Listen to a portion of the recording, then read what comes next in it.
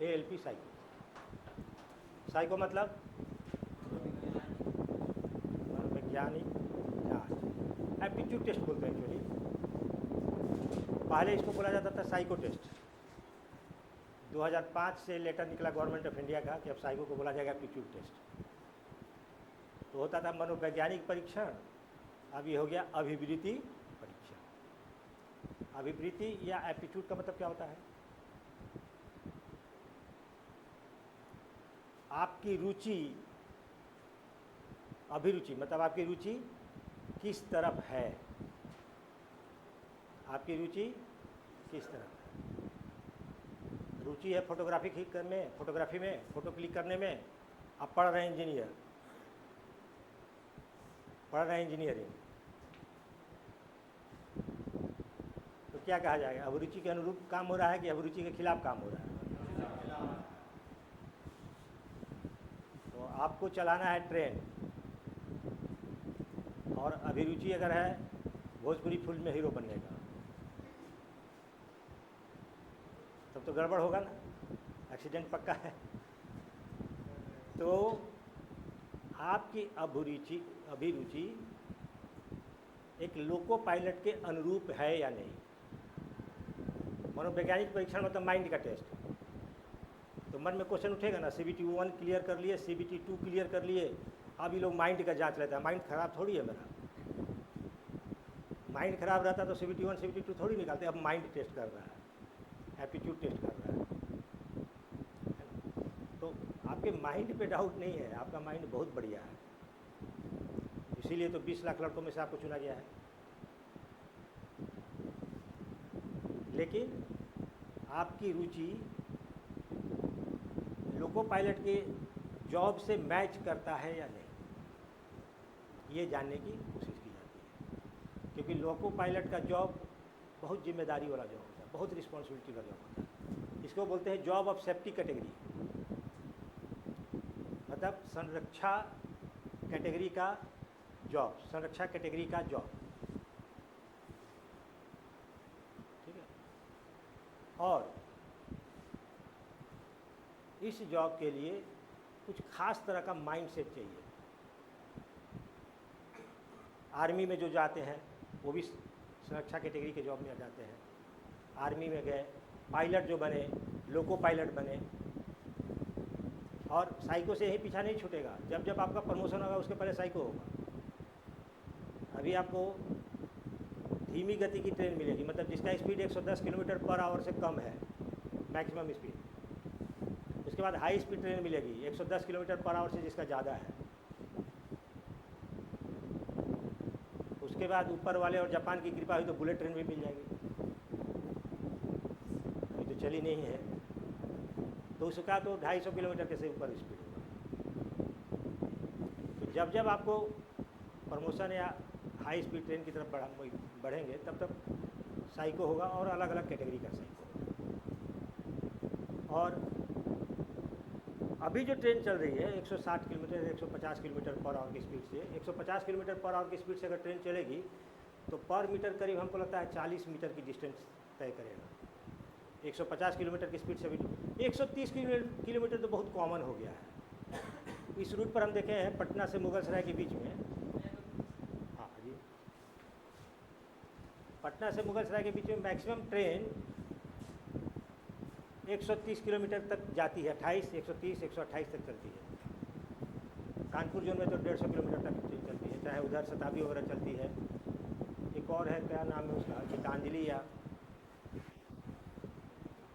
गीतांजलि क्या ट्रेन है, भोपाल की तक ट्रेन है, हाँ जन शताब्दी भी है, नहीं क्या नाम है वो, 160 किलोमीटर करीब करीब उसका स्पीड है पर आवर। तो पर सेकेंड स्पीड मान के चलते हैं 35 मीटर या 40 मीटर, 1 सेकेंड में 40 मीटर। तो उस ट्रेन को कंट्रोल करने के लिए आपके दिमाग की गति उससे ज़्यादा होनी चाहिए। और दिमाग की गति एक्चुअली में ज़्यादा होती है। मन की गति प्रकाश के गति से भी तेज होती है, लेकिन सही डायरेक्शन में हो तब। यहाँ बैठे बैठे 10 बार घर घुमाइएगा, सही डायरेक्शन में हो तब। सूरज की रोशनी को पृथ्वी पर पहुंचने में कितना वक्त लगता है? 8 मिनट 8 मिनट 16 सेकेंड। चलिए 8 मिनट मान लेते हैं। 8 मिनट में आपका मन 800 बार आएगा जाएगा, 800 बार से भी ज़्यादा जाएगा आएगा। इतनी तेज़ गति से हम लोग का मन चलता है।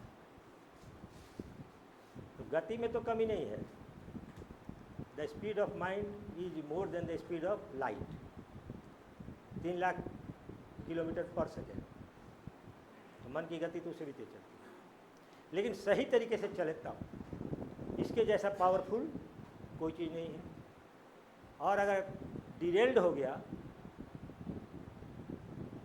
तो आपको कहीं का नहीं छोड़ेगा। अगर माइंड डिरेल्ड हो गया, पटरी से उतर गया, तब तो बड़ा मुश्किल हो जाता है ना। फिर तो अब तो बिहार में भी खुल गया, पहले रांची में था, आगरा में है। इसीलिए माइंड से आप ज़बरदस्ती नहीं कर सकते हैं, लड़ाई नहीं लड़ सकते हैं, लेकिन ट्रेनिंग दे सकते हैं। ट्रेनिंग दे सकते हैं मन को। और ट्रेनिंग दे के तो हम लोग हाथी से काम करवा लेते हैं, बंदर से काम करवा लेते हैं। चूहा को कभी काम करते हुए देखें कि नहीं ऑर्डर पर? अब नहीं आता है, पहले आता था, लेके आता था चूहा पकड़ के, तो बोलता था कि जाके पानी निकाल के लाओ कुआं से। तो छोटा सा बाल्टी था, रस्सी से बांधा, फटफट चढ़ता था और बाल्टी आ जाती थी बाहर, बना के रखा था। अब चूहा का ट्रेनिंग वाला नहीं आता है, एक बंदर वाला भी अब कम ही हो गया है। कुत्ता का ट्रेनिंग तो आप लोग देखे ही हैं, आर्मी में काम करता है। तो माइंड को ट्रेनिंग देना पड़ता है। ट्रेनिंग दे के हम इससे कुछ भी काम ले सकते हैं। तो साइको क्वालिफाई कर गए, जॉब गारंटेड हो गया आपका। जब जॉब गारंटेड हो गया तो क्या होगा? काम करेंगे, काम करेंगे तो पैसा मिलेगा, सैलरी मिलेगी। काम करने पर सैलरी मिलेगी। और काम करने के लिए क्या चीज़ होना चाहिए आपके पास? क्योंकि जो अगर कुदाल चलाना है, गैंगमैन का काम करना है, तो उसके लिए दूसरा क्वालिटी होना चाहिए। आपको जो काम करना है उसके लिए आपके पास वो चीज़ है या नहीं? तो काम करने के लिए काम का परिभाषा था, work is equal to force into displacement, है ना। फोर्स अप्लाई किए, डिस्प्लेसमेंट 0 हुआ तो काम 0 हो गया। और डिस्प्लेसमेंट फोर्स कम अप्लाई के लिए डिस्प्लेसमेंट बहुत ज़्यादा हो गया तो बहुत ज़्यादा काम हो गया। ठीक है। तो इस काम को करने के लिए जो हम लोग फोर्स अप्लाई करते हैं, बल लगाते हैं, उसके लिए हमारे पास होना चाहिए एनर्जी। और ये एनर्जी हमारे पास 2 तरह की होती है।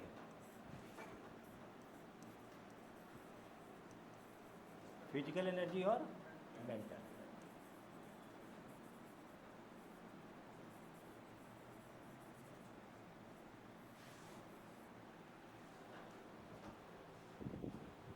ये 2 तरह की एनर्जी सिर्फ इंसानों के पास ही होती है। और इसीलिए इंसान दुनिया का सबसे शक्तिशाली जानवर माना जाता है। सबसे शक्तिशाली ये सिर्फ इंसानों के पास होती है। बाकी सबके पास तो, हाथी के पास तो ज़्यादा फिजिकल पावर है,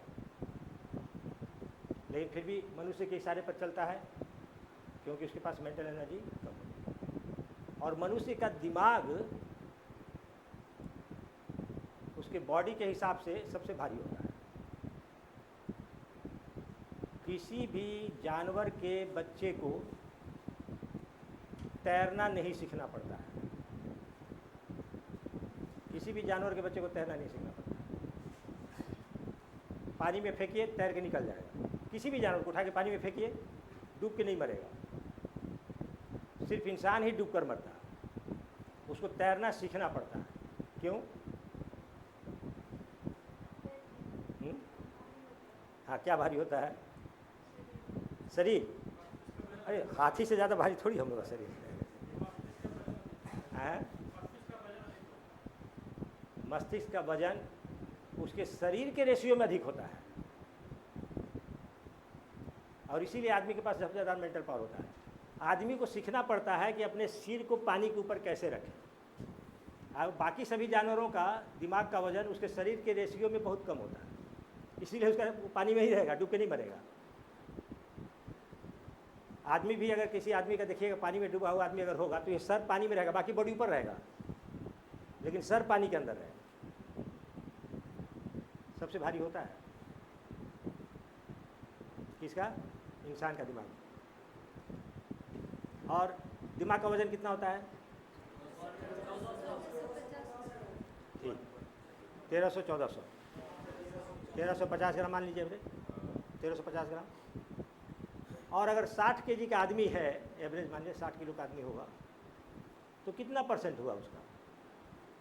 2%। बॉडी के वजन का 2% है हमारे दिमाग का वजन, लेकिन सबसे ज़्यादा एनर्जी उसको चाहिए होता है, सबसे ज़्यादा ऑक्सीजन उसको चाहिए होता है, सबसे ज़्यादा बॉडी का पावर वो कंज्यूम करता है। ठीक है। अब हाथी का शरीर की तुलना में उसके दिमाग का वजन कम होता है, इसीलिए हाथी का सर पानी से बाहर रहता है।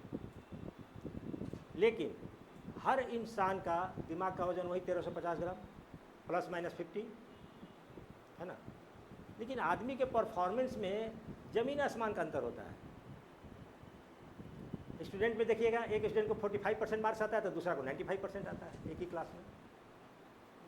ऐसा क्यों? दिमाग का वजन सेम है, दिमाग की क्षमता भी सेम है, और कोई मैन्युफैक्चरिंग डिफेक्ट नहीं है तब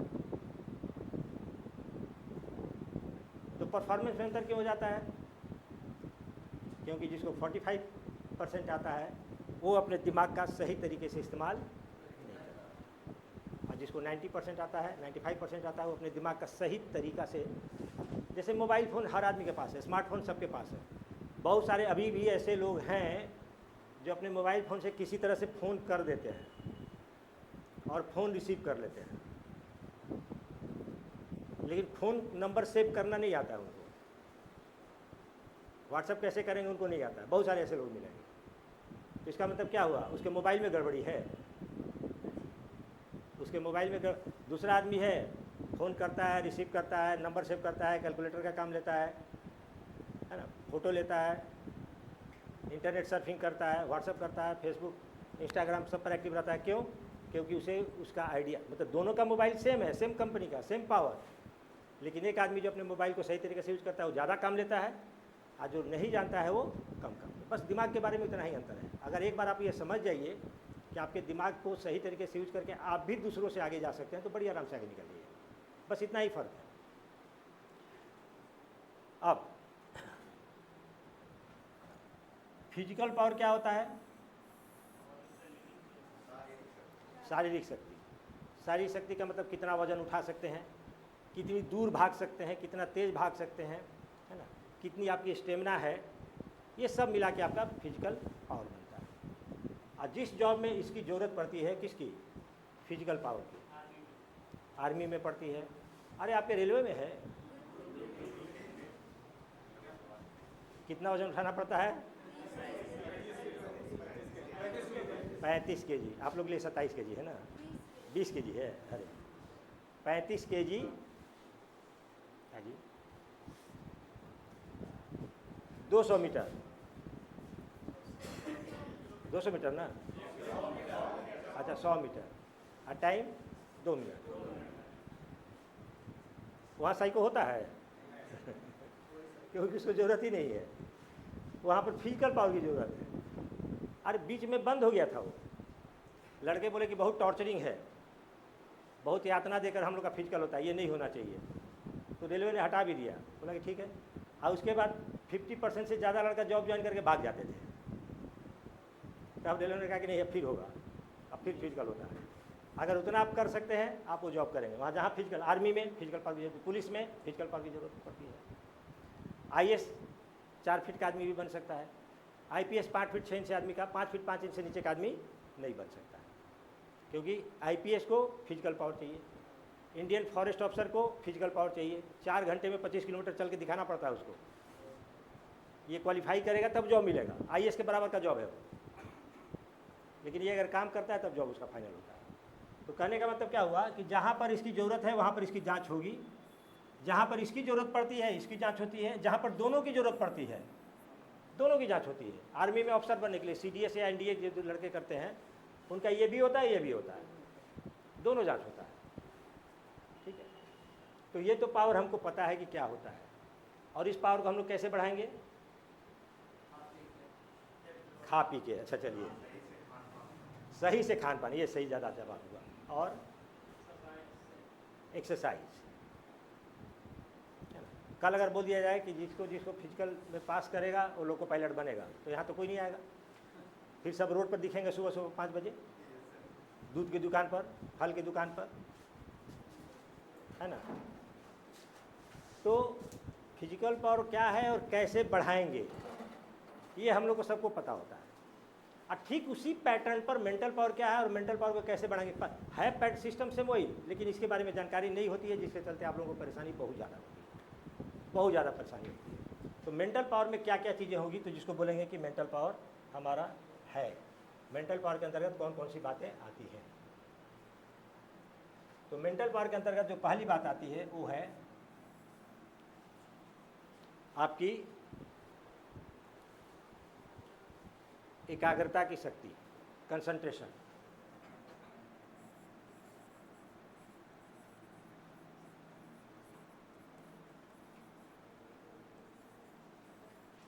कंसंट्रेशन मतलब एकाग्रता।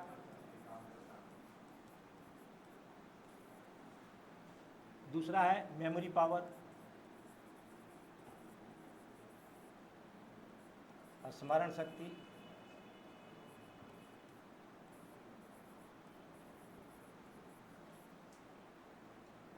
तीसरा है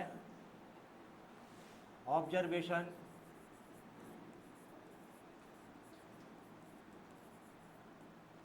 अवलोकन क्षमता।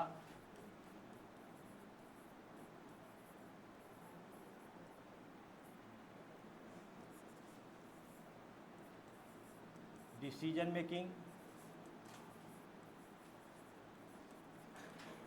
मतलब निर्णय लेने की क्षमता।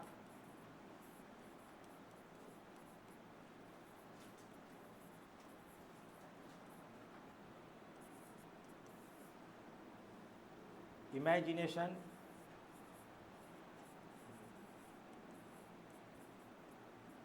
कल्पना शक्ति।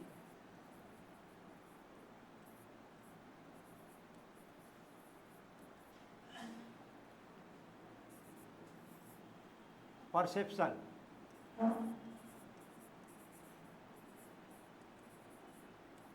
प्रत्यक्षीकरण।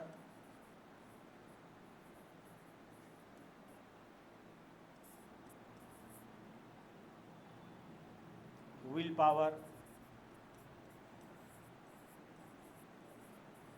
इच्छा शक्ति। नींद आ रही है क्या? और आठवां है कॉन्फिडेंस,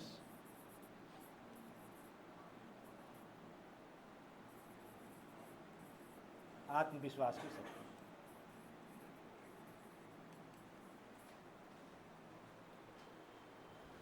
ये सारी मानसिक, सभी मानसिक शक्तियाँ, लेकिन इसमें से कोई भी एक अगर आपका ज़्यादा है तो आप एक्स्ट्राऑर्डिनरी हो जाइएगा। इसका सबसे बड़ा एडवांटेज यही है। अगर कंसंट्रेशन बढ़िया है तब तो सब बढ़िया है, मेमोरी अगर अच्छी है तभी आप एक्स्ट्राऑर्डिनरी आदमी रहिएगा। अमेरिका के एक प्रेसिडेंट के बारे में बोला जाता है, क्या नाम था उनका? नहीं, वो बहुत पहले की बात बता रहे हैं। वो शायद अब्राहम लिंकन थे या कोई एक और थे। उनको अपने कंस्टिट्यूंसी के 5 लाख लोगों का नाम याद था चेहरा देख के।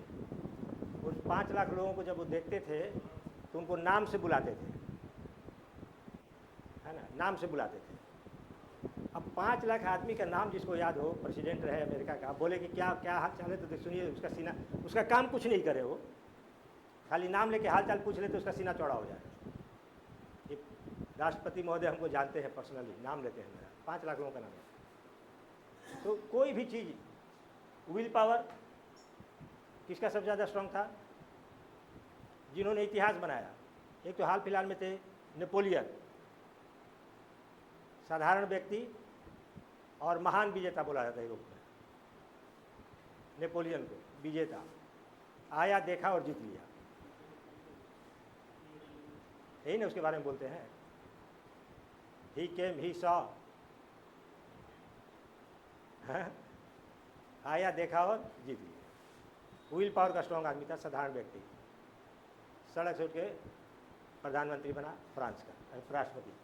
तो इसमें से कोई भी एक चीज़ अगर बढ़ा हो तो आप एक्स्ट्राऑर्डिनरी हो जाएंगे, और इन सब की जांच आपकी होगी।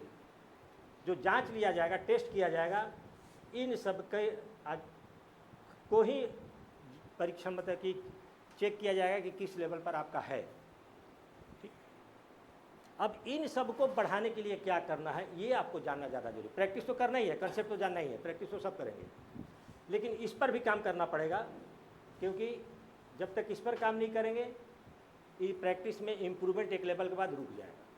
अगर ऑलरेडी ये सब आपके पास है तब तो खाली प्रैक्टिस करना है, लेकिन अगर इम्प्रूवमेंट नहीं हो रहा है, प्रैक्टिस एक लिमिट के बाद नहीं जा रहा है, तो फिर इस पर ध्यान देना पड़ेगा। इन दोनों की जांच तो होती नहीं है, व्हील पावर की जांच नहीं होती है। व्हील पावर के लिए कोई परीक्षण नहीं है। क्यों? जरूरी नहीं है व्हील पावर। या फिर रेलवे या आरडीएसओ को डर है कि कहीं कोई नेपोलियन मत बन जाए, क्योंकि व्हील पावर अगर आपका कमज़ोर होता तो आप यहाँ पर नहीं हो। व्हील पावर की जांच अभी से लेके साइको ख़त्म होने तक हर स्टेप पे हो रहा है आपका। व्हील पावर स्ट्रॉन्ग था, इसलिए 20 लाख लड़कों के बीच आपने अप्लाई किया, उसमें से भी 5-6 लाख लड़के एब्सेंट हो गए, तो उनका तो व्हील पावर ऑलरेडी कमज़ोर था। हाँ ठीक है, वो गए नहीं, एग्ज़ाम देने ही नहीं गए। अच्छा, दूसरी बात, आप किस परिस्थिति में एग्ज़ाम देने गए? ट्रेन में धक्के खाते हुए, है ना, भीड़ भाड़ में, स्टेशन से उतर के किसी तरह गए, एग्ज़ाम दिए, लौटे, और फिर दूसरी बार भी ऐसा तो नहीं कि घर के बगल में सेंटर था, दूर दूर सेंटर पड़ा होगा, तो CBT 1 दिए, CBT 2 दिए, और उसके बाद यहाँ पर आए। ये बताता है कि आपका व्हील पावर स्ट्रॉन्ग है। और कॉन्फिडेंस, ये भी आपके हर कदम पर जांच होती है। एग्जामिनेशन हॉल में कॉन्फिडेंस गिरा, आपका परफॉर्मेंस खत्म। CBT 1 आपने पूरा कॉन्फिडेंस के साथ दिया था, इसलिए निकले हैं। CBT 2 भी आप पूरी कॉन्फिडेंस से दिए थे, इसलिए निकले हैं। और साइको में जिस टेस्ट में आपका कॉन्फिडेंस गिरेगा, बस वो टेस्ट आपका खत्म हो जाएगा। तो हर कदम पर ये जांच होता है, दोनों व्हील पावर और कॉन्फिडेंस। तो कॉन्फिडेंस बना के रखना है। यहाँ पर आपके बीच में कोई न्यूटन आइंस्टीन नहीं है, और सबके ब्रेन का वजन उतना ही है, और सबकी क्षमता वही है। हाँ, हो सकता है कि कोई यहाँ है और कोई यहाँ है, तो जो यहाँ पर है उसको थोड़ा कम चलना पड़ेगा, और जो यहाँ है उसको थोड़ा ज़्यादा परिश्रम करना पड़ेगा, लेकिन पहुँचेंगे दोनों, ये गारंटी है। ठीक है, तो इसको कैसे कैसे हम बढ़ाएंगे इस पर बात करेंगे पहले, लेकिन आपका एक सिलेबस डिस्कस कर देते हैं, क्या क्या पूछा जाता है और कैसे कैसे आपको इसके मदद से उसको तैयार करना है। देखिए, पहला जो टेस्ट होगा वो होगा आपके मेमोरी का। पहला टेस्ट होगा मेमोरी का।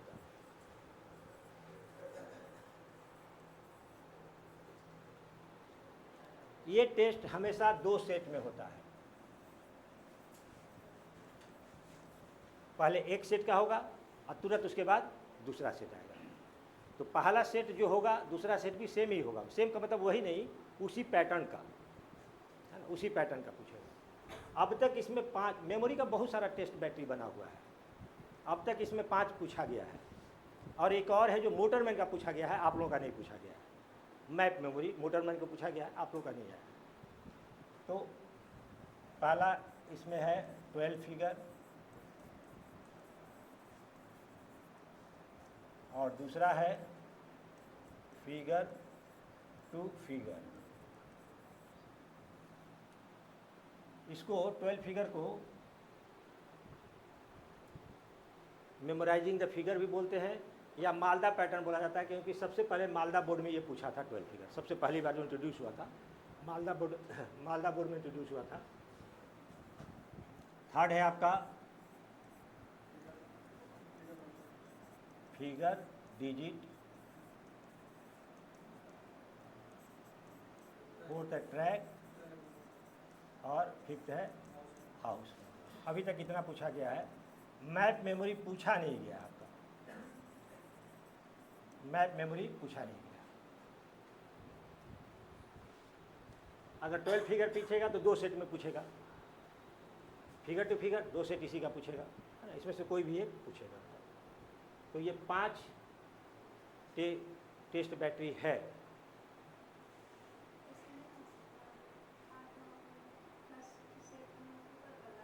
नहीं, अभी तक तो नहीं पूछा है, अभी तक नहीं पूछा है। हाँ, अभी तक का यही परंपरा है, परंपरा लेकिन टूटता भी है।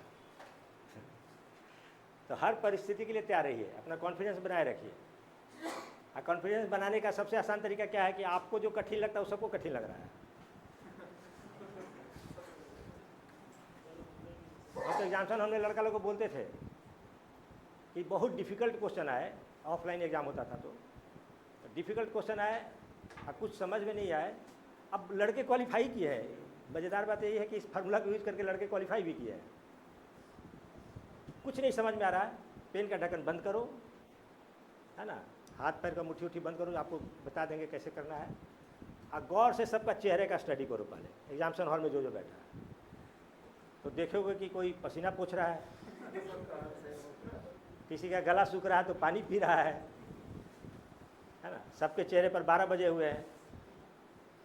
तो एक लड़की ने बताया कि सर तो मुझे हंसी छूट गई, जो कि हम अपना कष्ट भूल गए, अपनी परेशानी भूल गए। बोली कि मुझे हंसी छूट गई, और उसके बाद वो रिलैक्स हो गई, और उसके बाद चुन चुन के उसने बनाना शुरू किया। कितना भी डिफिकल्ट क्वेश्चन होगा, 20% क्वेश्चन किसी भी एग्जाम में 20% क्वेश्चन ऐसा होता है कि जिसको हर लड़का अटैम्प्ट कर सकता है, ईच एंड एवरी लड़का अटैम्प्ट कर सकता है। 20% ईजी, 40% मॉडरेट और 40% डिफ़िकल्ट हो सकता है। ईजी को छोड़ना नहीं है और डिफ़िकल्ट को छूना नहीं है,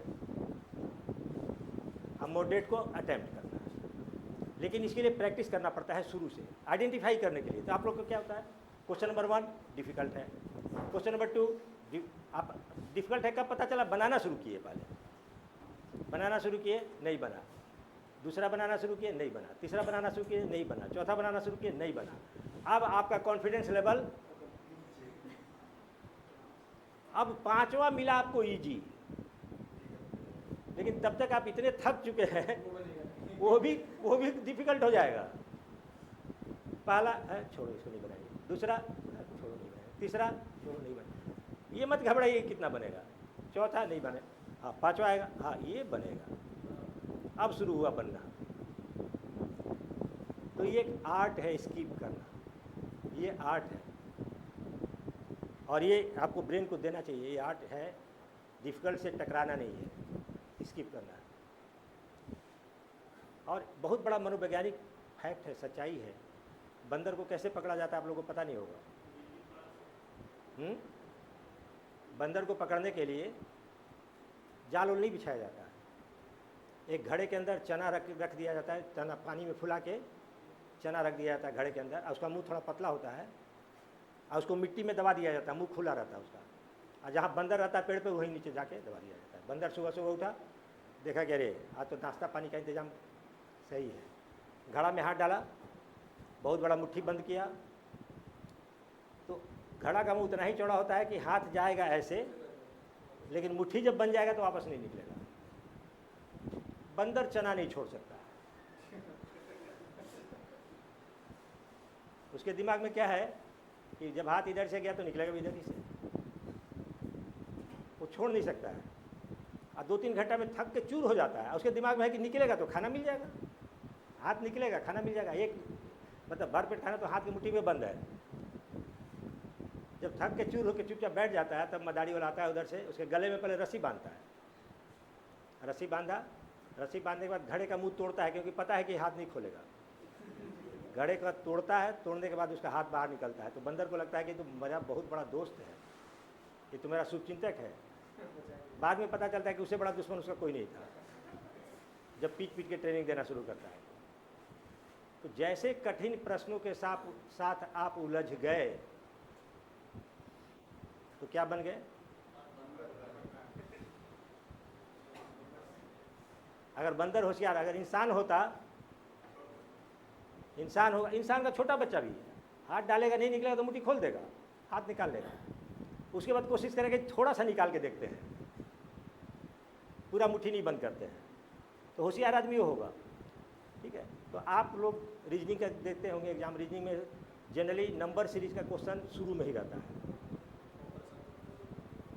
नंबर सीरीज का क्वेश्चन शुरू में ही रहता है, देखने के लिए कि आप कितने % बंदर अभी भी हैं, पूरी तरह से आदमी बने हैं या नहीं। अब उसका क्वेश्चन अगर 4 क्वेश्चन है, 5 क्वेश्चन है, तो 2 तो पक्का इजी होगा, वो जाल है आपके लिए। अब तीसरा जब शुरू कीजिएगा, अब बनेगा, अब बनेगा, अब बनने ही वाला है, इसको बना के छोड़ेंगे, बाद में पता चलेगा कि वो आपको कहीं का नहीं छोड़ा। साइको में भी स्किप करना आपके लिए जोरी, कब कब कहाँ कहाँ करना वो बताएंगे। तो पहला हो गया आपका मेमोरी। सेकंड टेस्ट होगा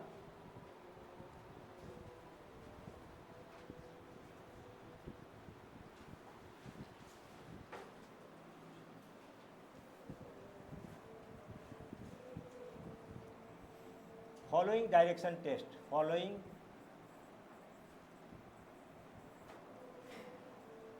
डायरेक्शन टेस्ट, निर्देश पालन की क्षमता।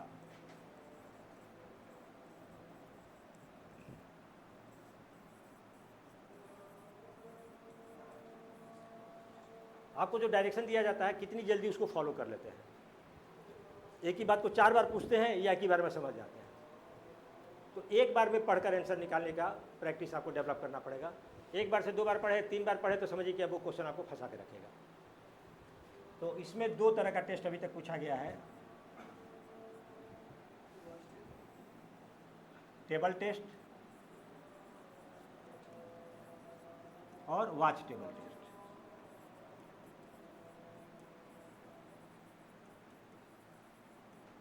टेबल टेस्ट और watch table test.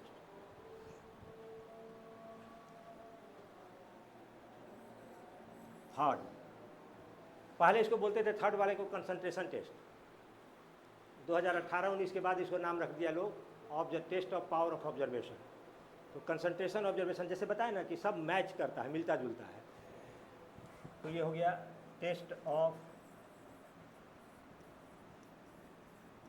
Power of observation.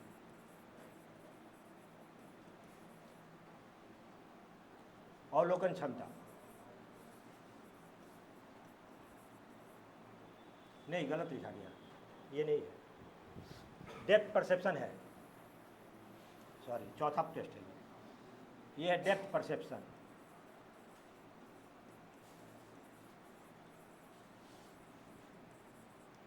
मतलब दूरी प्रत्यक्षीकरण।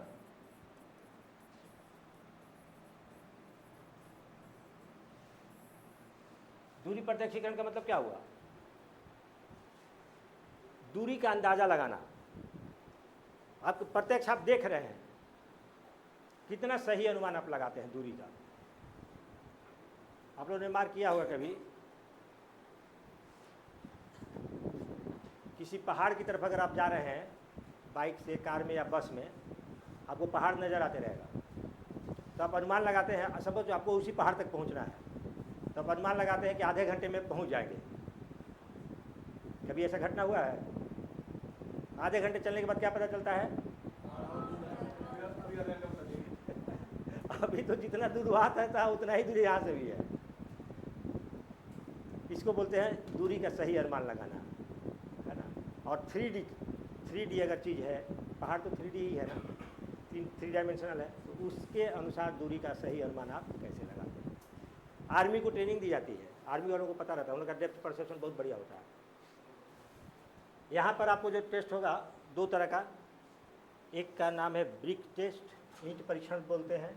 एक्चुअली है क्यूबॉइड, मतलब घना, लेकिन पॉपुलर नाम यही है, हाँ, ब्रिक टेस्ट। हाँ, अब पहली बार पटना बोर्ड में पूछा था हिडन क्यू।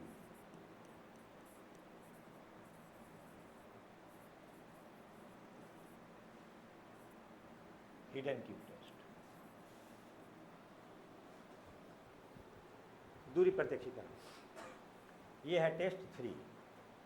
तो परसेप्शन, कंसंट्रेशन, ऑब्जर्वेशन, ये 3 चीज़ बहुत इंपॉर्टेंट है। 3 चीज़, ये तीनों को अलग से भी बढ़ाने के लिए हम लोग क्या क्या करेंगे वो बताएंगे। प्रैक्टिस तो है ही है। चौथा है वही कंसंट्रेशन टेस्ट, पहले बोला जाता था, अब बोलते हैं ऑब्जर्वेशन टेस्ट।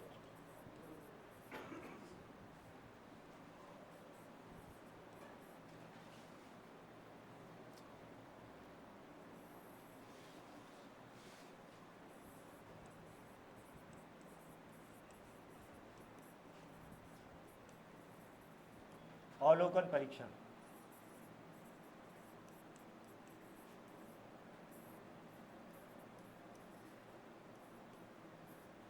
अवलोकन परीक्षण, इसमें भी 3-4 टेस्ट पूछा गया है। अवलोकन परीक्षण में भी 3-4 टेस्ट पूछा गया है।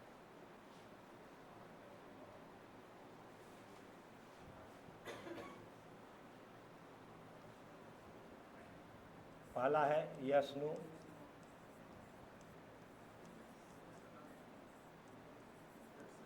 फाइंड 6 या 9। थर्ड है सेम फिगर टेस्ट या जेड टेस्ट, और चौथा है figure replacement. Figure replacement,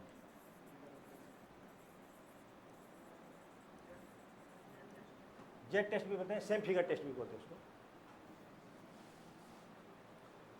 yes और नो, फाइंड 6 या 9, जेड टेस्ट और फिगर रिप्लेसमेंट। ये नया इंट्रोड्यूस हुआ था 2019 में, हमको लगता है कि पहली बार पूछा गया। नेचर सबका एक ही है, सेम नेचर है, इसलिए टेस्ट अगर कोई चेंज भी होता है तो घबराना बिल्कुल नहीं है।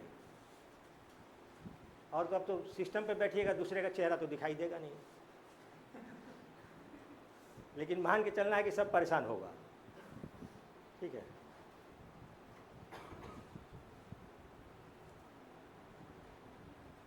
और अंतिम और 5वां टेस्ट है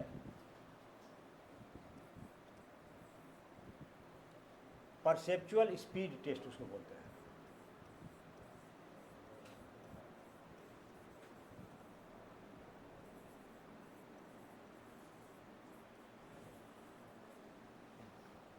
गति प्रत्यक्षीकरण, प्रत्यक्षीकरण गति परीक्षण, प्रत्यक्षीकरण गति परीक्षण। देखिए प्रत्यक्षीकरण 2-3 तरह का होता है। एक तो हो गया डेप्थ परसेप्शन, यहाँ पर प्रत्यक्षीकरण गति मतलब किस स्पीड से चीज को आप आइडेंटिफाई कर लेते हैं, किस स्पीड से चीज को आप आइडेंटिफाई करते हैं, पहचान लेते हैं। एक ही तरह का चीज होगा, थोड़ा थोड़ा अंतर होगा सब। अब उसमें से कैसे क्विकली आप पहचानते हैं कि किसके जैसा कौन है। प्रत्यक्षीकरण मतलब सामने देखना, सामने देखकर और अपने ज्ञानेंद्रियों के बेसिस पर जो कुछ भी इंफॉर्मेशन मिल रहा है क्विकली उसको प्रोसेस करना है, क्विकली प्रोसेस करना है।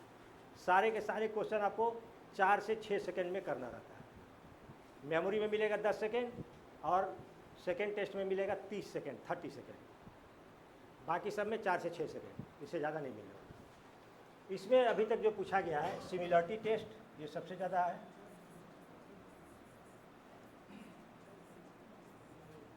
सिमिलरिटी टेस्ट और हेक्सागोनल पहले आता था, अब ऑक्टागोनल आ रहा है, दोनों रखिए।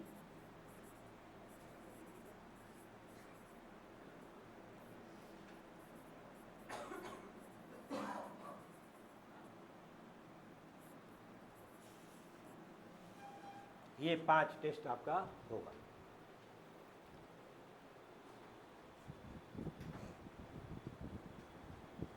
ये 5 टेस्ट आपसे पूछे जाएंगे।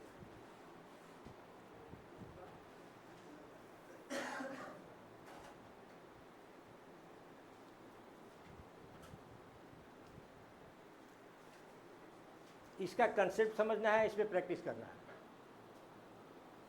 और जिस तरीक़ा से बोलेंगे, घबराइएगा बिल्कुल नहीं, जिस तरीक़ा से बोलेंगे उसी ढंग से प्रैक्टिस कीजिएगा, एकदम स्पीड आ जाएगा। अभी टाइम है, अभी रिजल्ट निकलेगा, उसके बाद साइको का डेट निकलेगा, अभी समय है। और हमारे यहाँ से लड़के साइको में रेयरली डिस्क्वालीफाई करते हैं, रेयरली डिस्क्वालीफाई करते हैं। और जॉब नहीं मिलती है क्योंकि मेरिट नहीं बनता है। तो मेरिट में इसका भी रोल है 30%, और CBT का है 2 का है 70%। तो 70% अब तो उसमें जो होना है हो गया, लेकिन इसमें अब थोड़ा सा बेहतर करेंगे तो इसका नंबर जुटेगा। और हमारे यहाँ से पास होने के बाद कोई आता तो है नहीं खबर देने, बहुत कम लड़के आते हैं। लेकिन एक लड़के ने भेजा था, व्हाट्सएप किया था, 23.10 उसका स्कोर था।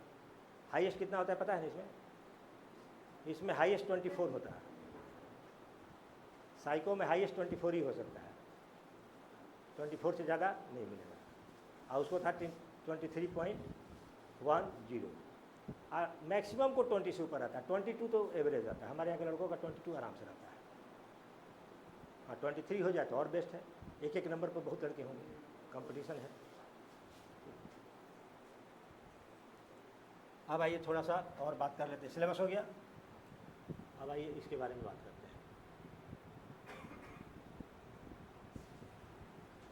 इसको बढ़ाने के लिए हम लोगों को क्या क्या करना पड़ेगा?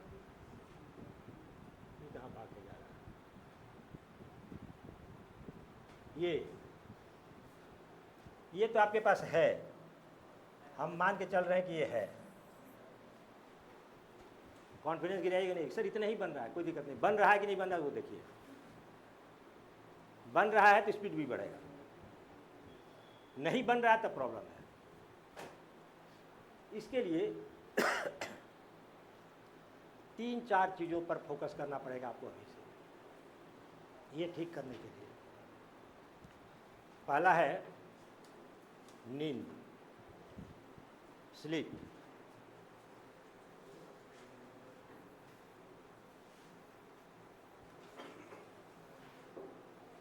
पहले RDSO का जो एडमिट कार्ड आता था ना, उसके साथ साथ एक गाइडलाइन भी आता था। अरे आप लोग को दिखाते हैं, सिंपल है। गाइडलाइन जरा दीजिएगा तो, RDSO का गाइडलाइन। अरे बहुत चीज़ आपको RDSO बताता है, आप लोग उसको देखते ही नहीं है। RDSO A to Z चीज़ बताता है, क्योंकि उसको बढ़िया आदमी चाहिए। और वो एडमिट कार्ड के साथ जो रहता था गाइडलाइन, कोई पढ़ता भी नहीं था, कोई नहीं पढ़ता था। हम यहाँ क्लास में पढ़ के उसको एक्सप्लेन करते थे कि इसको पढ़ो, हो इसमें काम का बात दिया हुआ है। उन लोगों को लगता है कि क्या इसके साथ, हाँ ये एक्चुअली नया वाला है कि 2018 में क्या किया, पहले तो आता था एडमिट कार्ड के साथ। अब इस पेज को बचाने के लिए गवर्नमेंट ने एक नया नियम लगाया। एक तो क्या हुआ कि अब एडमिट कार्ड आपके आता नहीं है, सॉफ्ट कॉपी आता है, प्रिंट निकालते हैं, और ये उसके वेबसाइट पर डाला हुआ है। तो करीब करीब ये सब बातें शुरू से लिखी गई हैं कि यह परीक्षण आपके लिए किस तरह सहायक है, परीक्षण हमारे लिए किस तरह सहायक है ना। आपको किस प्रकार के परीक्षण देने होंगे, तो आपको उसी प्रकार का परीक्षण देना है जो आपके जॉब के लिए उचित है। हाँ, लोको पायलट की परीक्षण माला की निम्नलिखित परीक्षण, test of power of observation, पहली बार इसमें जगह पर लिखा गया था। अच्छा, अब देखिए यहाँ पर लास्ट में चले आइए, जहाँ तक लड़का पहुँचता ही नहीं था। कितना साफ साफ लिखा हुआ है, हालांकि शॉर्ट में ही है ये। बेहतर अंक प्राप्त करने के लिए आप क्या कर सकते हैं, वो बता रहा है कि नंबर आप बढ़ाइए। कैसे बढ़ाइएगा हम बता रहे हैं। रात भर नहीं जगें, CBT 1 CBT 2 निकल जाएगा, रात भर जग के भी। ये गारंटी है कि नहीं निकलेगा, वाइट पेपर पर लेके दिया जा सकता है। CBT 1 CBT 2 निकल जाएगा, रात भर जग के एग्जाम दीजिए। क्योंकि यूनिवर्सिटी एग्जाम हम भी रात भर जग के दिए हैं। रात भर जग के क्या दिए, हम लोग रात भर जगते ही थे। रात भर जगह, सुबह 7 बजे से एग्जाम हुआ, 10 बजे ख़त्म हुआ, आके खाना खाए सो गए। क्योंकि वो टेस्ट मैच है, 3 घंटा है, आराम से सोच सोच के लिख सकते हैं। CBT1 CBT2 भी आप दे सकते हैं, क्योंकि ये 50-50 है, वनडे इंटरनेशनल। वहाँ भी थोड़ा समय मिलता है डिफेंस करने के लिए, बॉल मारने के लिए। शुरू में थोड़ा विकेट बचा के खेल के बाद में हिट कर सकते हैं। अब जा रहे हैं 2020, एक बॉल भी छोड़े तो एवरेज ध्यान से नीचे गिरेगा, 2 बॉल छोड़े और नीचे, 3 बॉल छोड़े तब बाहर। 2020 है, तो यहाँ पर ये काम चलने वाला। तो रात भर नहीं जगे, सुनिश्चित करें कि रात में अच्छी नींद सोएं, रात में अच्छी तरह से सोना है। साइको तक के लिए लाइफ स्टाइल थोड़ा ठीक कर लीजिए। नौकरी हो जाएगी तो रात भर जग के ट्रेन चलाना है, ठीक है। लेकिन अभी आपको जॉब तक थोड़ा सा साइको तक अपने आप को तैयार करना है। 11 बजे से पहले सो जाइए, है ना। इसलिए हम करें कि RDSO भी बोल रहेगा 11 बजे से पहले सो। इस पर रिसर्च हो चुका है, जितनी भी बातें हैं सब साइकोलॉजी में सब पर रिसर्च हो चुकी है। 11 बजे से पहले सोइए, और अगर 11 बजे सोते हैं तो 6 बजे जाइए, ठीक है। परीक्षण स्थल पर पहुंचने के लिए समय से चलें, ताकि आपको भाग दौड़ न करनी पड़े। जितना ज़्यादा बॉडी में मूवमेंट होगा, जितना ज़्यादा भाग दौड़ कीजिएगा, ब्रेन में उतना ही ज़्यादा हलचल होगा, और ब्रेन में जितना ज़्यादा हलचल होगा आपका परफॉर्मेंस उतना ही ज़्यादा। आप सेंटर पे बेशक 2 घंटा पहले पहुंच जाइए, आराम से रिलैक्स हो जाइए। फिर यूनिवर्सिटी एग्जाम में चलेगा, CBT1 में भी चलेगा। भागे भागे गए, हॉल में घुसे, सीट पे बैठे एग्जाम देने लगे। साइको में नहीं, क्या करिए, 4 मिनट का तो एग्ज़ाम ही है, पर 4 मिनट 6 मिनट का एग्ज़ाम है, वो कब आपको अपने को बैलेंस कीजिएगा और कब वहाँ एग्जाम में बढ़िया कीजिएगा। दूसरा, निर्देश को ध्यानपूर्वक पढ़ें, ये आप लोग नहीं करते हैं। एकदम लिखा हुआ रहता है कि क्यूब के क्वेश्चन में आधार पे 9 क्यूब होंगे, 9 घन होंगे आधार में, 3/3 का एकदम लिखा हुआ है। कोई लड़का नहीं पढ़ता है, बोलता है सर 4 होगा तो क्या करेंगे, 5 होगा तो कैसे गिनेंगे। अरे जब लिखा हुआ है कि 3 रहेगा, और जैसे 3 रहेगा उसे 4 का गिनेंगे। ठीक वही करे जैसा आपको कहा जाए, ठीक वही करे जैसा आपको कहा जाए, ये बड़ी इंपॉर्टेंट है।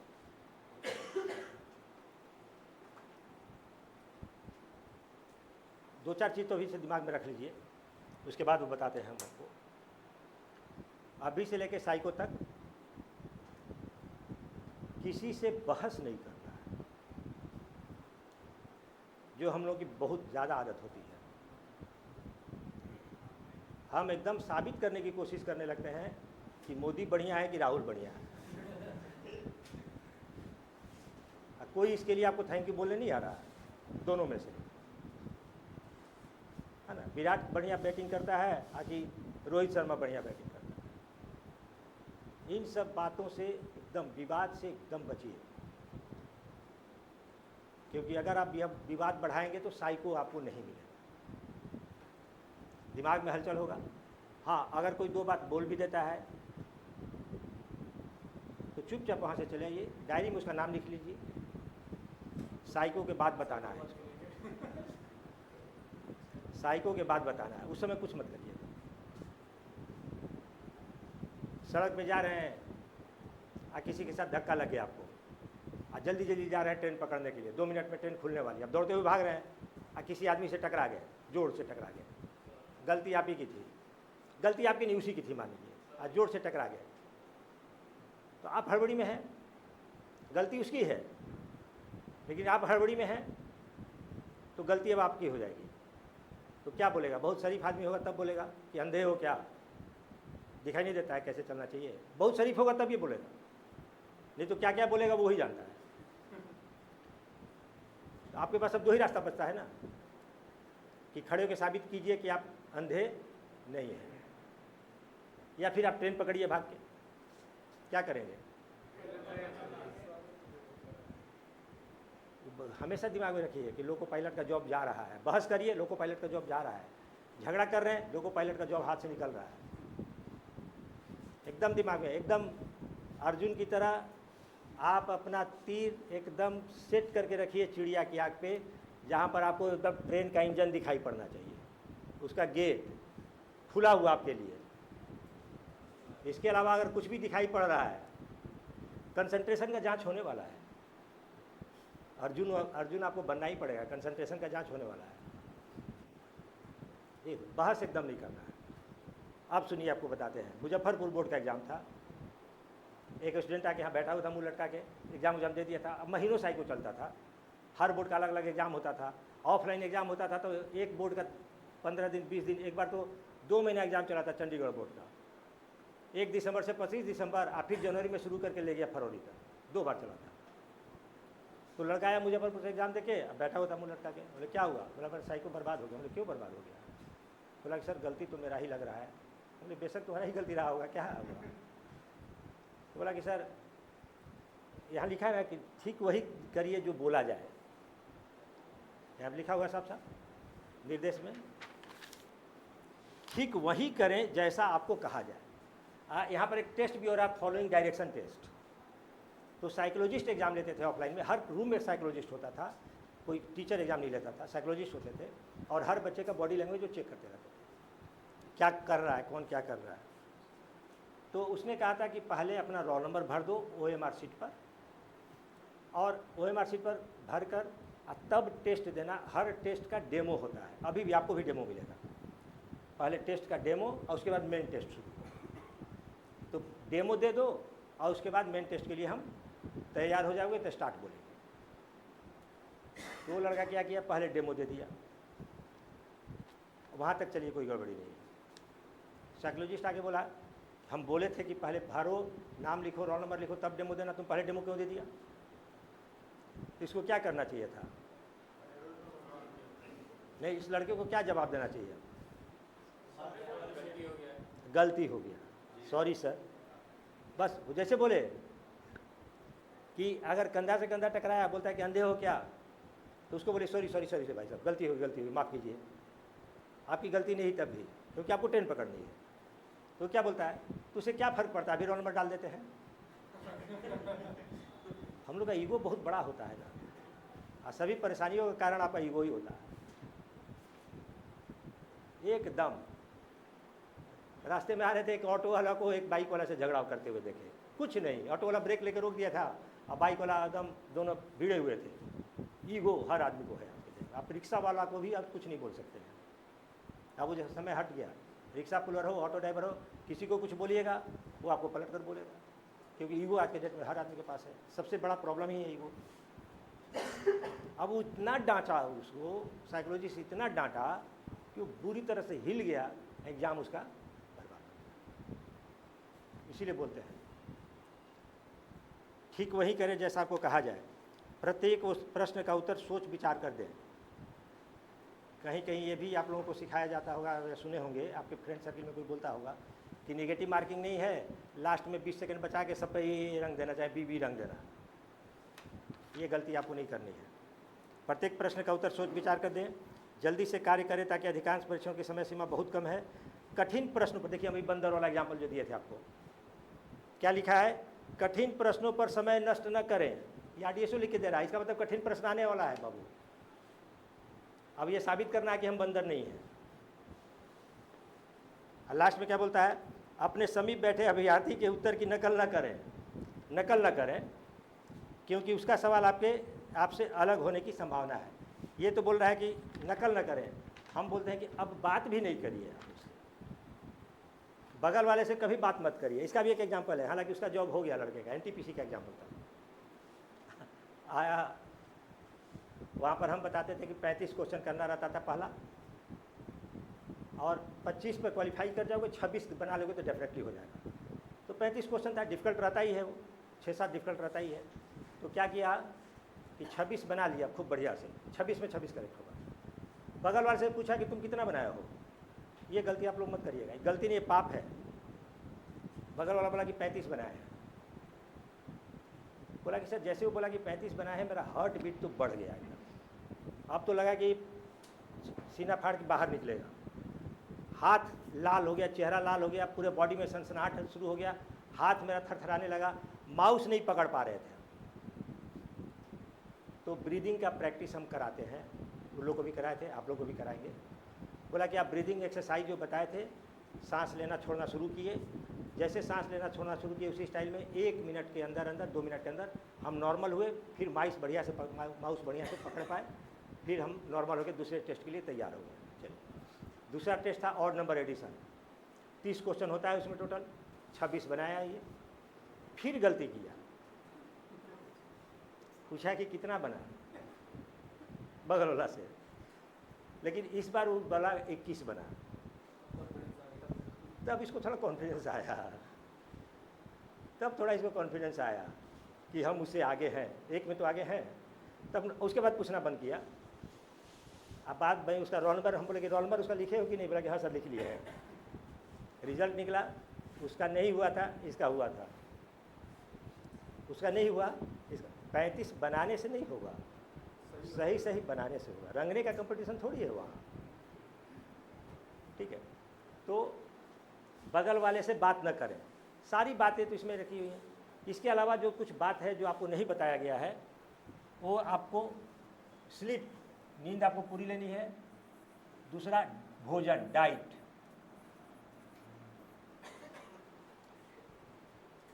एक महीना कष्ट होगा,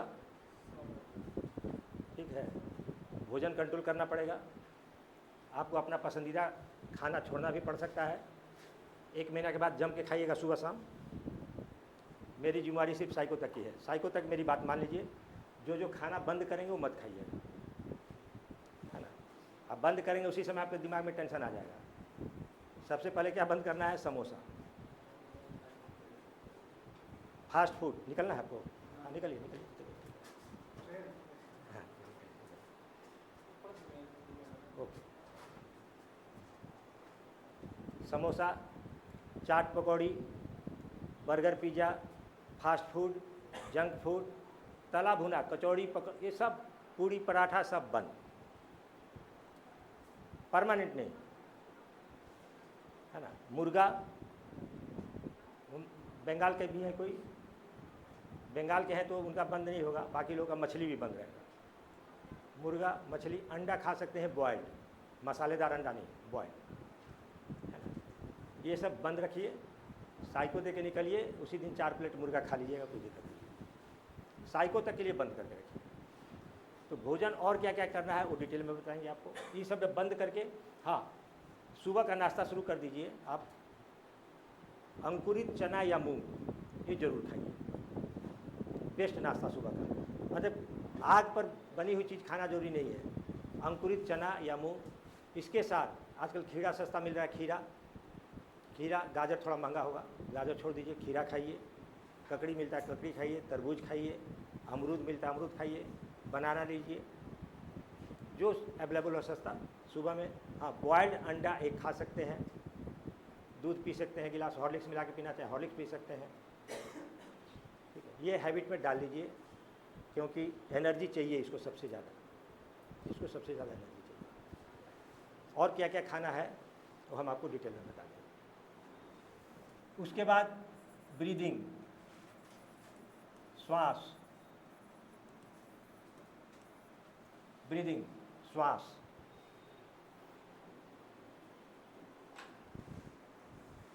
श्वास का आपके माइंड के साथ बहुत गहरा कनेक्शन होता है। आपके श्वास का आपके माइंड के साथ बहुत गहरा। आदमी जब गुस्से में होता है तो श्वास कैसा चलता है? बहुत नॉर्मल, धीरे धीरे नहीं, कैसा चलता है? हाँ, सांस तेज हो जाती है। आप डरते हैं, भयभीत होते हैं तो सांस कुछ और होता है, क्रोधित होते हैं सांस कुछ और होता है। मतलब श्वास के साथ मानसिक स्थिति का कनेक्शन बना रहता है। और इसका उल्टा, मानसिक स्थिति नॉर्मल है तो श्वास भी सही चलेगा। प्रॉब्लम क्या है कि बहुत ज़्यादा लोग, 60-70% से ज़्यादा लोग उल्टा सांस लेते हैं। उल्टा सांस सिर्फ मनुष्य ही ले सकता है, जानवर उल्टा सांस नहीं लेता। इसीलिए जानवर को डिप्रेशन भी नहीं होता है। आदमी उल्टा सांस लेता है, डिप्रेशन होता है, एंजाइटी होता है, फियर होता है, डर भय, नर्वसनेस, घबराहट सब होता है, बिकॉज सांस उल्टा लेता है। बॉडी को जितना ऑक्सीजन मिलना चाहिए नहीं मिलता है, ब्रेन को जितना ऑक्सीजन मिलना चाहिए नहीं मिलता है। अब चेक करिए आपका सांस सीधा है कि उल्टा। 2 बार लंबी और गहरी सांस लीजिए और छोड़िए।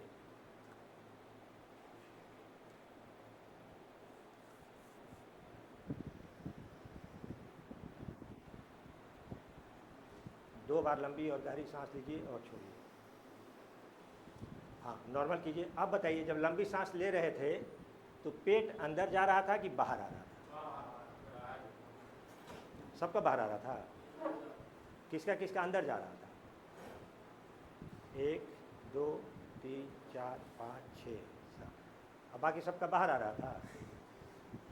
तो 7-8 लोगों का ही अंदर जा रहा था पेट।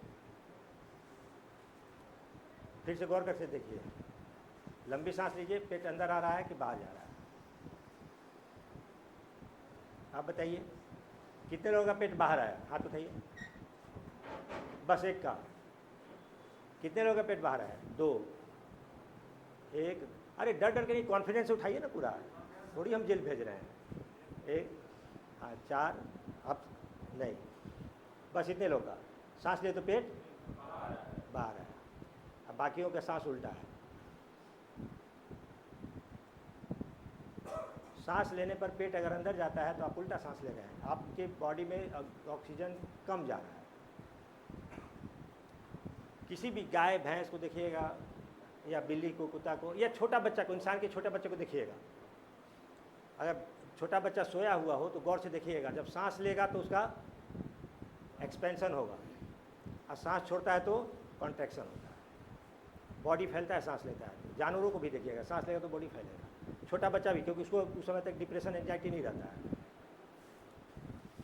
और जैसे आपको तनाव आता है दिमाग में, तो सबसे पहले आपका सांस ही उल्टा होता है। तो सांस को सीधा करने का तरीका अभी से प्रैक्टिस स्टार्ट कर दीजिएगा। अदरवाइज यस नो फाइंड 6 में प्रॉब्लम होते रहेगा। लड़के जल्दी विश्वास नहीं करते हैं, जब इंप्रूवमेंट नहीं होता तब मेरी बात मानते हैं। हम आपको पहले ही बता रहे हैं कैसे आपको सांस लेना है। तो या तो बिस्तर पर लेट जाइए, या बैठ के ही सांस छोड़ के पहले पेट को अंदर दबा लीजिए हाथ से। जैसे देखिए, सांस छोड़ दिए, पेट को दबा लिए। अब सांस लेके हाथ को धक्का देना है पेट से, फिर सांस छोड़े अंदर, फिर सांस लिए बाहर, फिर सांस छोड़े अंदर, फिर सांस लिए बाहर। लेट के करिएगा तो आराम से होगा। सांस लेने पर पेट बाहर आना चाहिए। इसका क्या इम्प्लीकेशन है वो बाद में बताएंगे, लेकिन इस बात का अभ्यास आज से ही आपको शुरू कर देना है। पानी, बॉडी में कितना पानी है?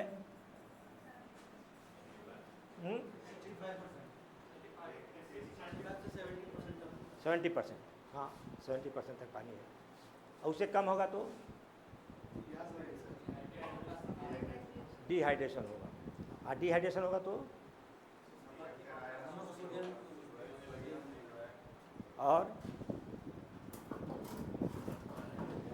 और क्या होगा?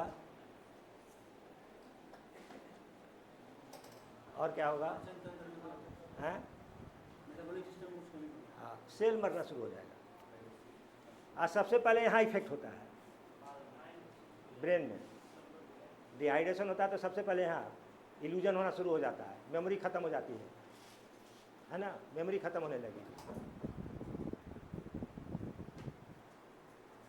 और कोई घबराया हुआ आदमी आता है बाहर से, बहुत घबराया हुआ है, भयभीत है, डरा हुआ, तो सबसे पहले उसको क्या ऑफर किया जाता है? पानी। सबसे पहले पानी दिया जाता है। उसकी बॉडी में पानी की कमी होती है, ब्रेन ज़्यादा और घबराता है। पानी का लेवल 70% से नीचे नहीं जाना चाहिए। तो पानी पीना है, और आजकल तो गर्मी का दिन है, पानी खूब पीना है। हाँ, सिर्फ ये बात, इस बात का ध्यान रखना है कि खाने से आधा घंटा बाद तक पानी नहीं पीजिएगा, कम पीजिएगा। खाने के आधा घंटा बाद, या खाने से 15 मिनट पहले। खाना खाते समय पानी नहीं पीना, बस इतना ध्यान रखना है। क्यों खाना खाते समय पानी क्यों नहीं पीना है? हाँ, पाचन तंत्र में क्या होता है कि हमारा एंजाइम निकलता है। एंजाइम जो निकलता है एसिडिक होता है, पानी डाल देंगे तो डाइल्यूट हो जाता है, तो भोजन पर उसका एक्शन बढ़िया नहीं होता।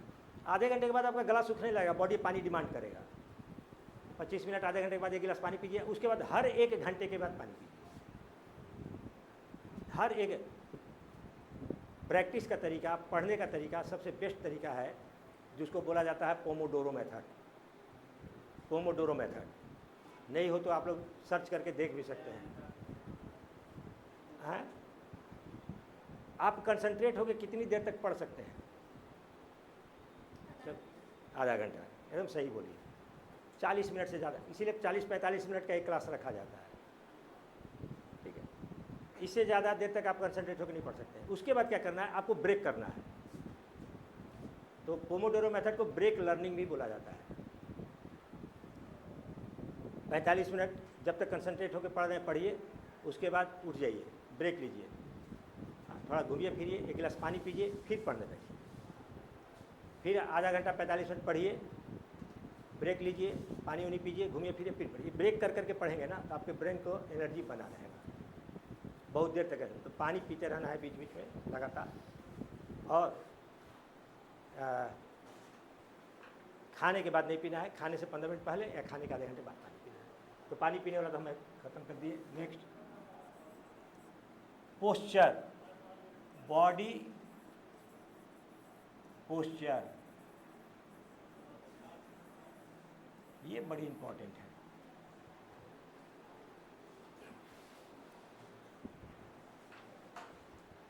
शारीरिक स्थिति बहुत महत्वपूर्ण है साइको देते समय, और शरीर का आपके माइंड के ऊपर बहुत गहरा असर पड़ता है। शरीर का असर माइंड के ऊपर पड़ता है और माइंड का असर शरीर के ऊपर पड़ता है, दोनों। आप लोग गौर किए होइएगा कि कोई आदमी अगर हॉस्पिटल में एडमिट है, उसका ऑपरेशन चल रहा है,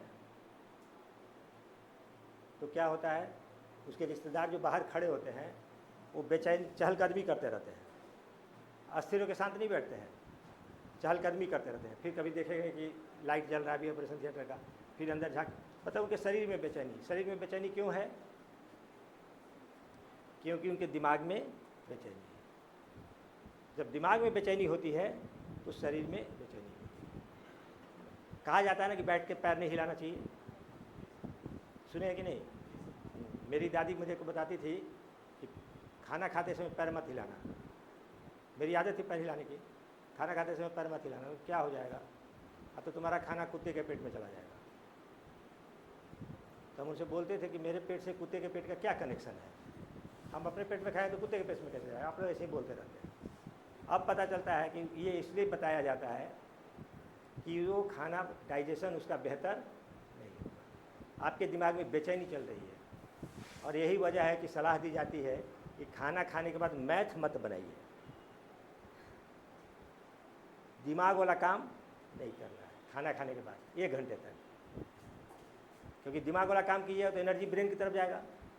एनर्जी चाहिए पेट को डाइजेशन के लिए, तो बर्बाद हो जाता है।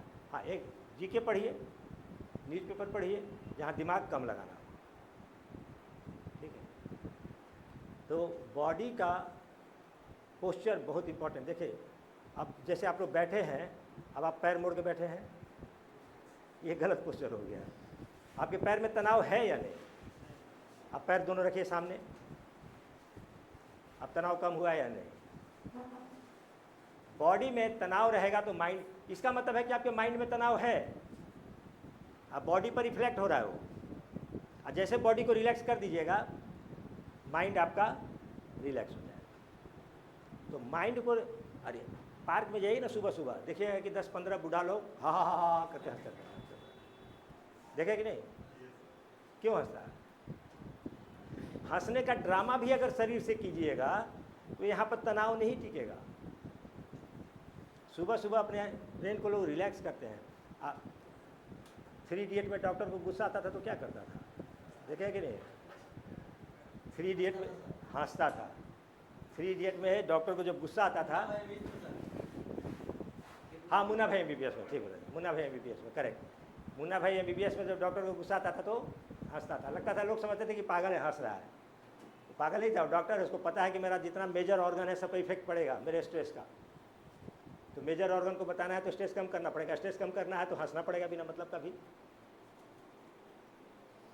तो चेहरा स्माइलिंग रखिए, ठीक है, तनाव कम होगा, टेंशन में मत रहिएगा। और टेंशन में रहिएगा तो चेहरा स्माइलिंग नहीं होगा।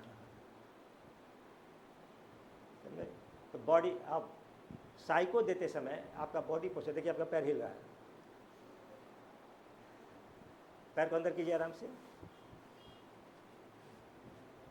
और इस तरह से पैर बाहर निकाल के भी नहीं बैठना चाहिए, ये भी स्ट्रेस का बताता है।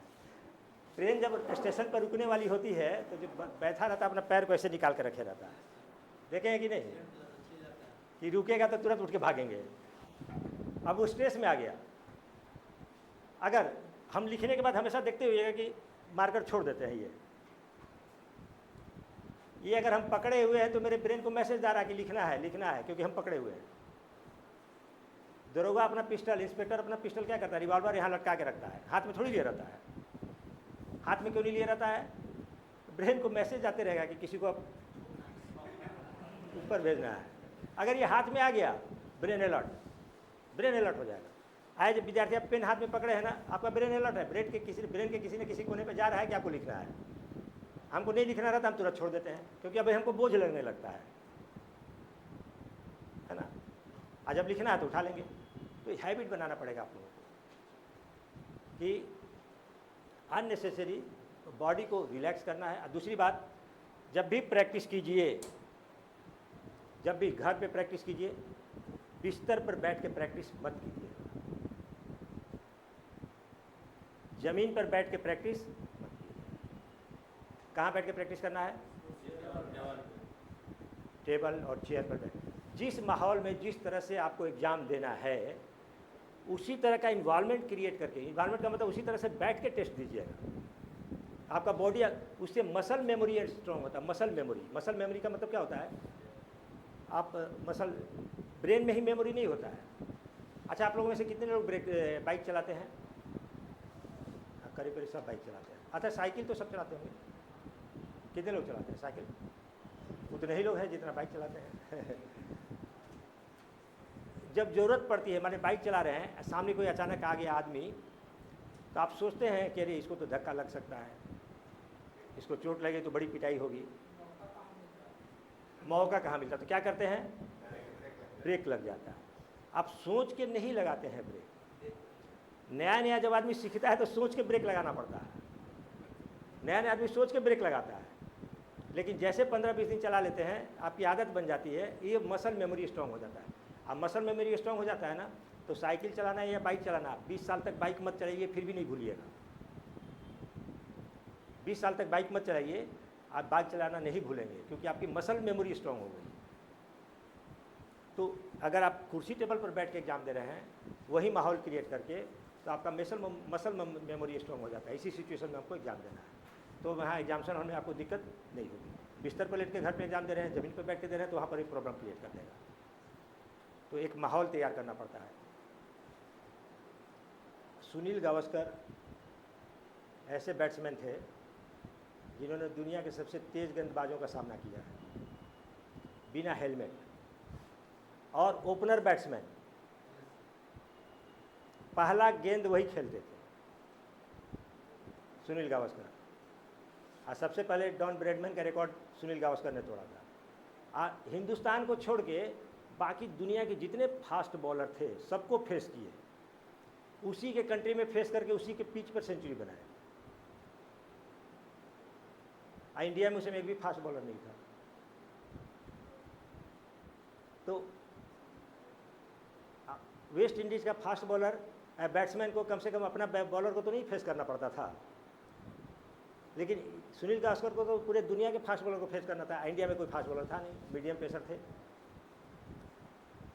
तो कैसे इन्वॉल्वमेंट क्रिएट किया वो, तो जो पिच की लंबाई थी 22 गज, बोला कि अब करसन घावरी, मदन लाल, यही लोग थे, स्लो बॉलर थे, पेस उन लोग को बोला कि आप लोग 18 गज से बॉलिंग कीजिए, 18 गज से।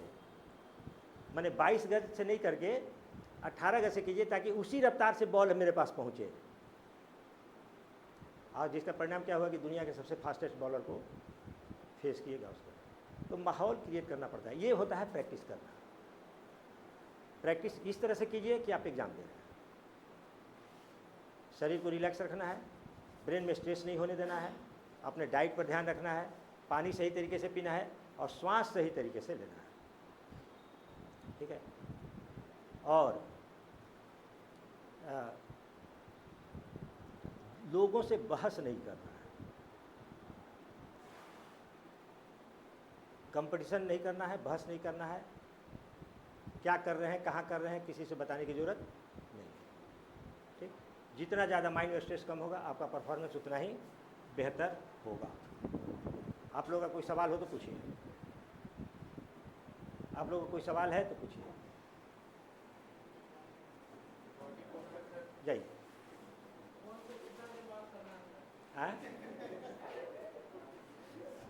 हाँ, क्या पूछिए।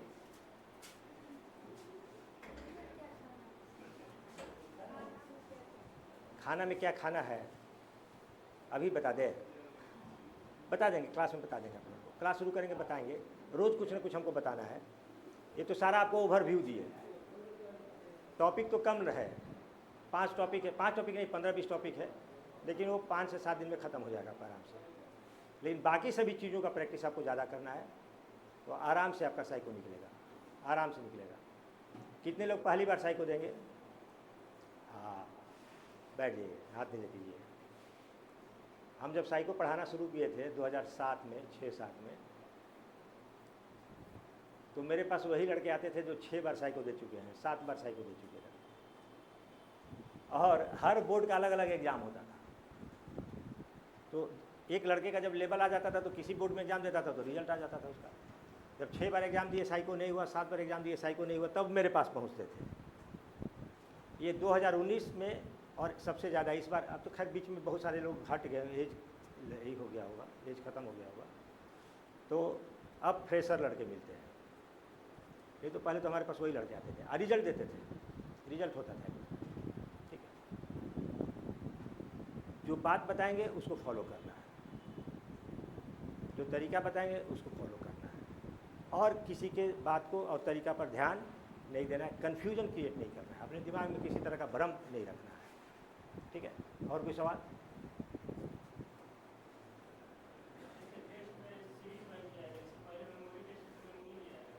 हाँ, ये सीरियल यही रहेगा। सबसे पहले मेमोरी, फिर फॉलोइंग डायरेक्शन टेस्ट, फिर डेप्थ परसेप्शन, फिर ऑब्जर्वेशन टेस्ट, फिर परसेप्चुअल स्पीड टेस्ट, इसी क्रम में आएगा। हर एग्ज़ाम के बीच में 5 से 7 मिनट आपको समय मिलेगा। उस 5 से 7 मिनट के समय में आपको क्या करना है हम बता देंगे। और चलिए उसका थोड़ा सा आपको डेमो करा देते हैं, किस तरह से ब्रेन को रिलैक्स करना है। आप ब्रेन को रिलैक्स करके यहाँ से निकलिए और देखिएगा कि आपका ब्रेन कितना चेंज फील कर रहा है। पेन का ढक्कन बंद कीजिए, पेन का ढक्कन बंद करके कॉपी में रख के बंद कर दीजिए कॉपी। बैठना कैसे है? दोनों पैर को रखिए पैरेलल, देखिए दोनों पैर को रखिए, ये 90 डिग्री पर होगा, ये 90 डिग्री और ये 90 डिग्री, है ना। पीठ 90 डिग्री और ये पैर 90 डिग्री, और सोल जमीन के ऊपर, तलवा जमीन के ऊपर, ठीक। दोनों हाथ आगे, कंधा लूज, आंख बंद, आंख बंद कीजिए।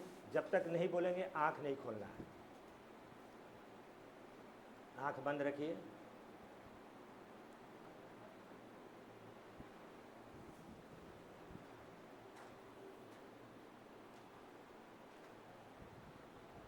दो बार लंबी और गहरी सांस लीजिए, धीरे धीरे, लॉन्ग एंड डीप, और धीरे धीरे छोड़िए 2 बार।